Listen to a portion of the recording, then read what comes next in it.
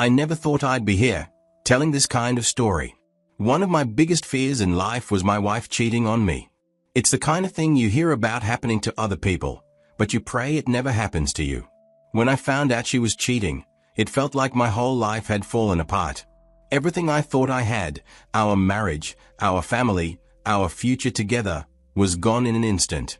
It was like someone had pulled the rug out from under me. I'm a lawyer, so I've handled a lot of difficult situations, but this was different. This wasn't about work or solving a problem for someone else. This was my life, my wife, and my family. And she had been lying to me all along. I want to tell you my story. I want to explain how I found out my wife was cheating and what I did about it. This isn't just about her betrayal.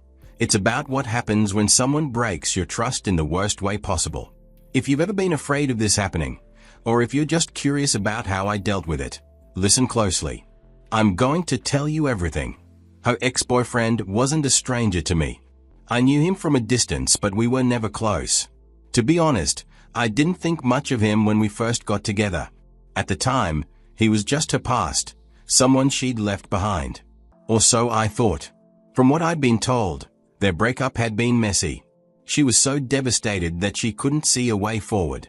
Her parents even confided in me later that it got so bad she started talking about not wanting to live anymore. I wasn't in her life at that point, but knowing how much pain she went through made me even more determined to be the kind of man who wouldn't let her down. When I did come into the picture, it wasn't as simple as just dating her. Her family was heavily involved, and I can't blame them. After what she'd been through with him, they wanted to make sure that whoever she let into her life next wasn't going to hurt her. They asked me a lot of questions: what my intentions were, whether I was serious about her, what my long-term plans were. At times, it felt like I was being interrogated, but I understood. They were just trying to protect her, and I meant every word I said to them.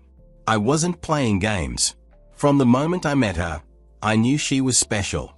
She was the most beautiful person I'd ever been with. I poured everything I had into making her happy. I wanted her to feel safe with me, to know that she could trust me, that I wasn't going to be another chapter in her book of heartbreak. We didn't date for long, 6 months, to be exact, but I didn't need more time to know she was the one. When you know, right? Another 6 months after that, we were engaged.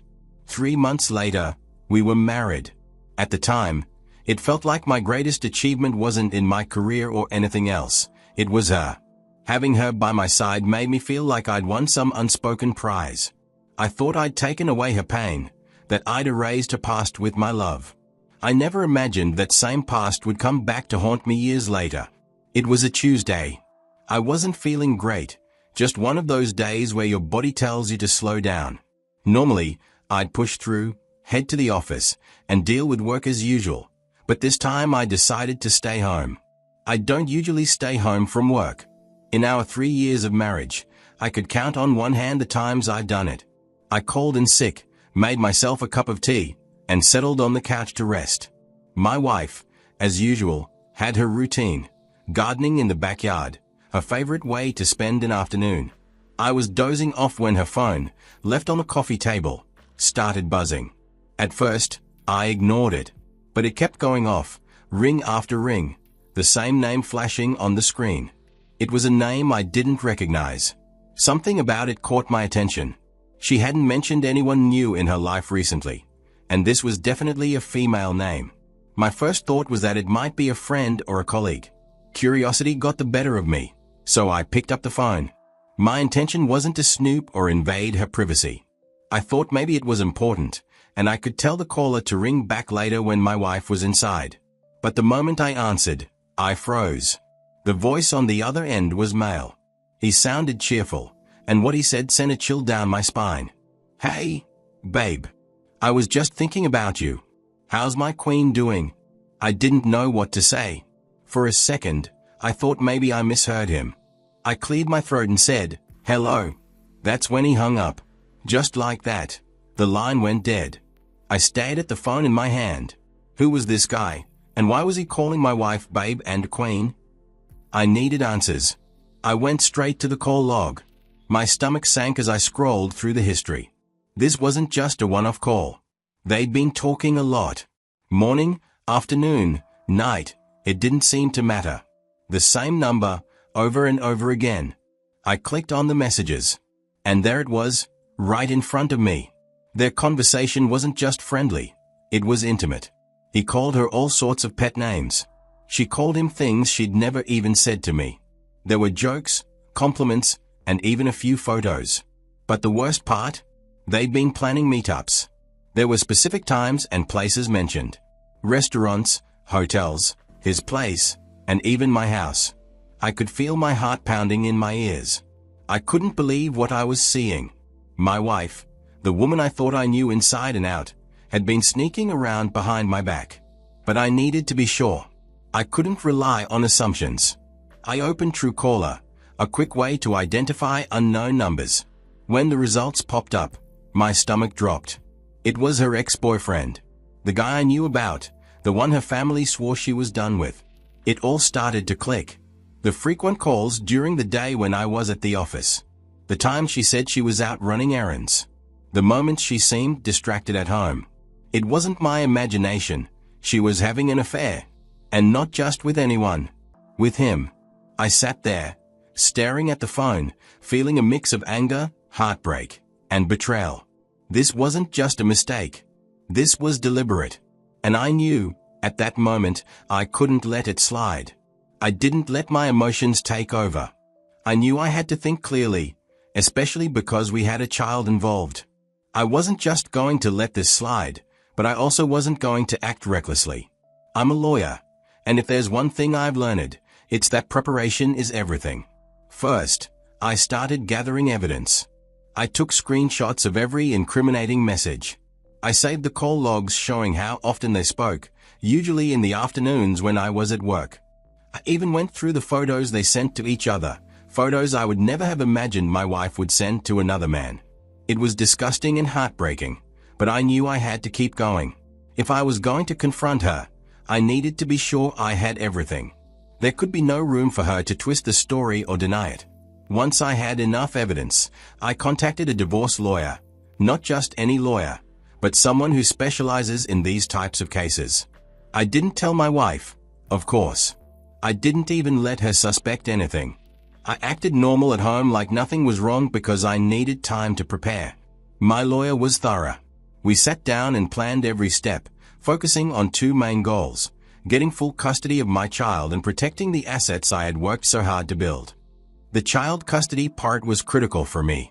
I love my child more than anything, and I wasn't about to let him grow up in an unstable environment with a parent who was willing to lie and cheat so easily. My lawyer explained that to win custody, we needed to show the court that my wife's actions weren't just a betrayal to me, but could affect our child's well-being. Her affair, the lies, even the time she spent sneaking around. It all painted a picture of someone who wasn't putting the family first. Then there were the assets. I wasn't about to let her walk away with half of everything, especially knowing she had used some of our money to fund her secret meetings with her ex. My lawyer helped me document every suspicious expense, restaurant bills, hotel stays, even random withdrawals she couldn't explain. It all added up.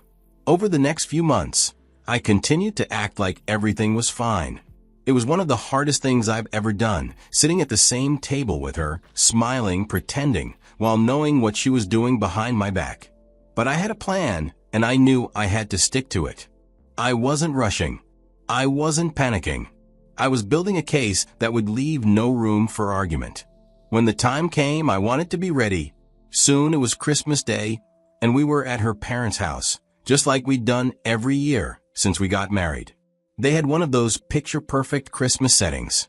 Everyone was in good spirits. It was the kind of gathering that made you feel like nothing could go wrong, except I knew better.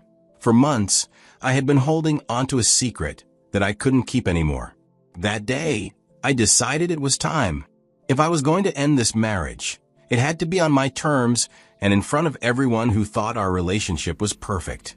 We were halfway through dinner when I cleared my throat. The conversation had been light up until then, mostly about holiday plans and her sister's new job. But when I spoke, the room went silent. "Do you ever think about your ex?" I asked her loud enough for everyone to hear, keeping my tone casual. She froze. You know, when someone's body stiffens, and you can tell they're scrambling to come up with an answer? That was her. Then she laughed, one of those fake, nervous laughs. What kind of question is that? She said, trying to play it off. I didn't smile. I kept looking at her. I mean it. When was the last time you spoke to him? Her mom shifted in her seat, visibly uncomfortable. Her dad stopped and looked at me. Everyone knew who her ex was. It wasn't just some guy. He was the first love who'd nearly broken her beyond repair. She shook her head and waved me off. Why are you bringing this up? That's such an old story.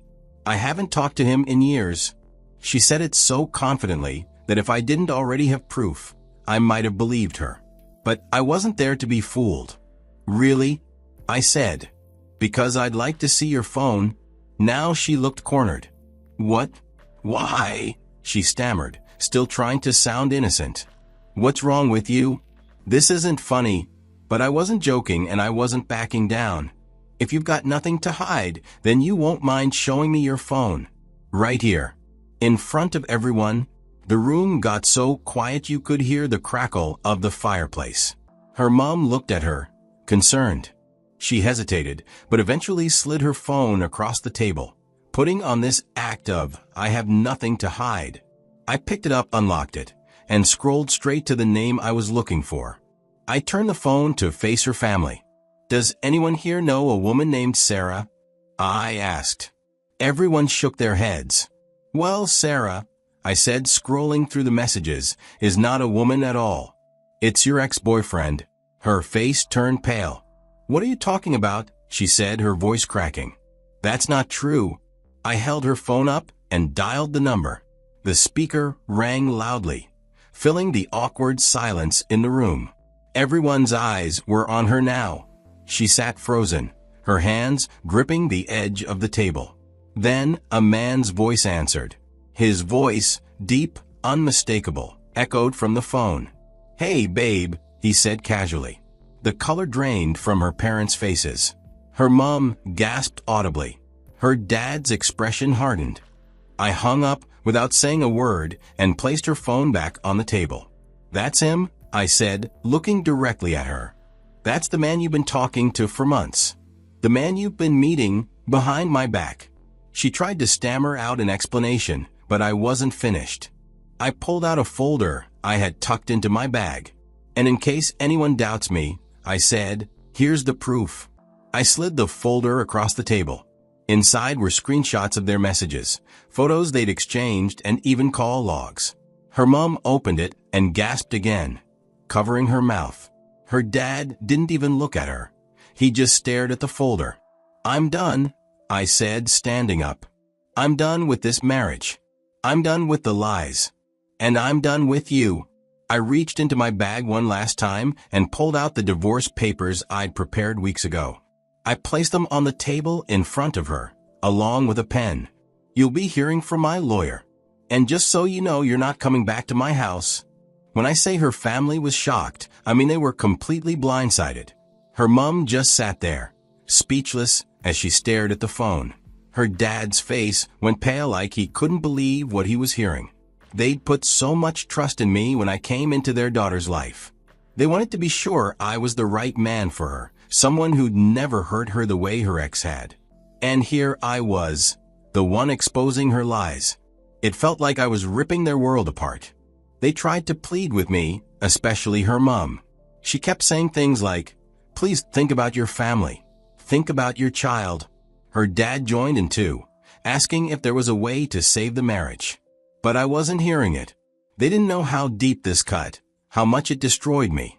I told them right then and there, this is not something I can forgive. I'm filing for divorce, and I'm fighting for custody of my child. It's been a few weeks since that night, and now the court process has started. This January has been a whirlwind. My wife, or should I say soon-to-be ex-wife, is trying to fight for custody of our child. I knew she'd fight back, but I'm prepared for this. I've spent months building my case, making sure I have all the evidence I need to show the court what's really going on. The first part of my strategy is to prove how her affair has negatively affected our family. It's not just about me being heartbroken. The stress and tension she brought into our home, even without me realizing it at the time, could have impacted our child. Kids pick up on these things, even if we think they don't. I have to make the judge see that. The second part is financial. She used our money to fund her affair. Dinner dates, hotel stays. It's all there in the evidence I gathered. Every pound she spent on that man was money taken away from our household, from our child's future. I want the court to see that this wasn't just an emotional betrayal. It was a betrayal of the life we were building together. The court process hasn't fully kicked off yet, but it's only a matter of weeks now. I'm hopeful the judge will see the truth and rule in my favor. I'm asking for full custody of my child, not to punish her, but because I believe I'm the one who can provide a stable, healthy environment. I'm also fighting for the house and the assets we built together. It may sound harsh, but after what she's done, I don't think she deserves to keep any of it. This fight isn't easy. It's draining emotionally and financially. While we waited for the court, whenever someone asked me what happened, friends, neighbors, even colleagues, I didn't hold back. I told them everything. I showed them the messages, the photos, and all the evidence I had. I didn't add or exaggerate anything. I let the truth speak for itself. People were shocked, especially because everyone thought we were this perfect couple. Little did they know what was happening behind closed doors. I made sure her actions weren't just something I'd suffer alone. I made sure anyone who asked knew exactly why I was divorcing her. I don't think it's wrong to say that her reputation took a major hit. She wasn't just a cheating wife to me anymore. That label followed her everywhere. But here's the part that blows my mind. She still tried to apologize. Over and over. She called, texted, and even showed up at my house once. She kept saying, "I made a mistake," as if that could erase what she did. I listened to her once, just once, and all I could think was how good she was at lying. She carried on that affair for months. I mean, she didn't just cheat. She planned it, managed it, and hid it all so perfectly that even I, a lawyer trained to spot deception, didn't catch on. It's hard to explain how that level of betrayal changes you. If she could deceive me so well, how do I trust anyone else moving forward? How do I know someone isn't just playing the same game with me? I guess that's the lasting scar. Anyway, that's my story. That's how I handled it. Maybe you think I went too far. Maybe you think I didn't go far enough. I don't know. What would you have done in my situation? Let me know your thoughts in the comments. And hey, thanks for listening to the end. I appreciate your time. Drop your opinions below. I'd love to hear them.